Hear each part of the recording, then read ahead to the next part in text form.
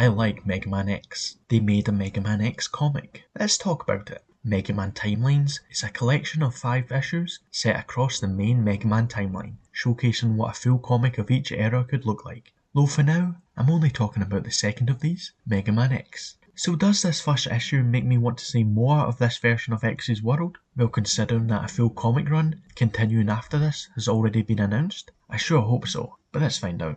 This pilot issue adapts the first boss most players are likely to face in the very first X game, Chill Penguin, which immediately puts some of my excitement on ice.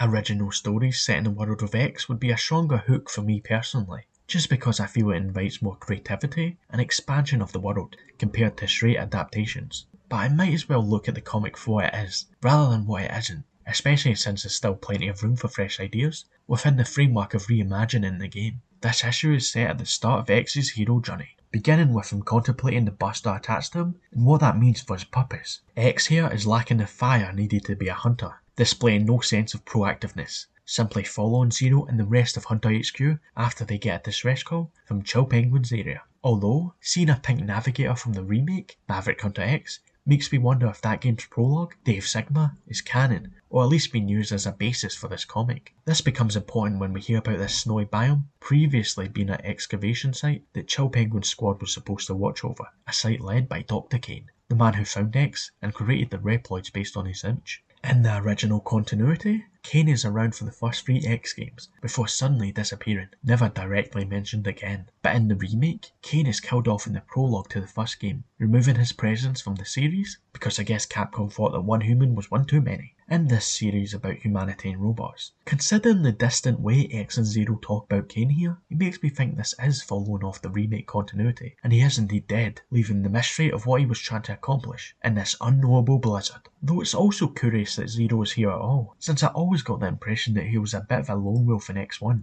I'm not exactly against giving Zero more to do during the events of the first game, I just wouldn't want it to get in the way of X's development, which luckily isn't the case here, since they decide to split up. Unfortunately, this is where the comic really starts to lose me, as it mostly goes through all the familiar beats of Chill Penguin's level, enemy by enemy, with 2D platforming bits pulled directly from the game, except I'm not playing it this time.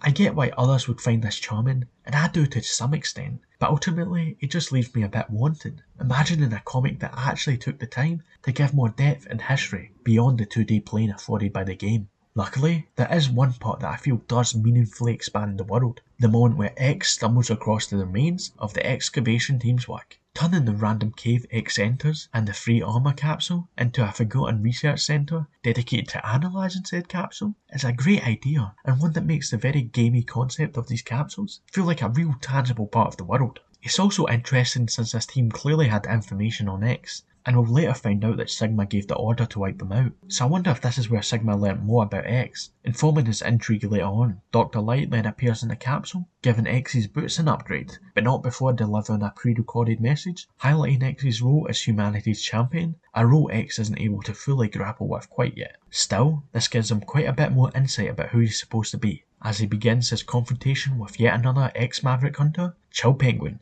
within a room decorated with the remains of the research team. After a quick back and forth, we get a very faithful Chill Penguin battle, ending with X finally showing some of his potential by sneaking behind Chill Penguin and delivering a fatal blow. And then Zero shows up, leading to my second biggest issue of the story. Why is Zero here?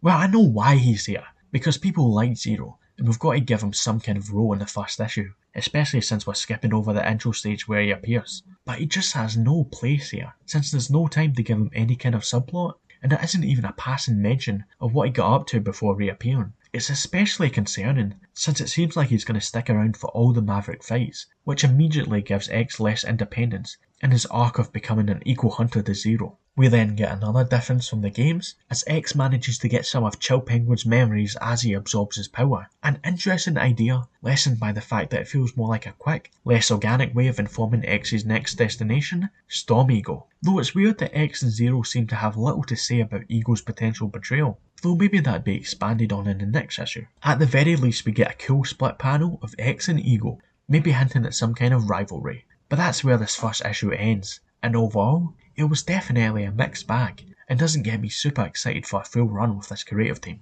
There's some original stuff here, but overall it still feels a bit too safe and by the book for my taste, especially since the teaser image for the full comic that the writer posted online only seems to confirm a strict formula, adapting the viral intro stage as a prologue, as well as a sequel issue focused on Storm Eagle. This is far from the X comic of my dreams, but I don't want to discount it completely. I just hope that future issues can lean away from straight adaptations and show new sides of the silly world of blue robots that I enjoy.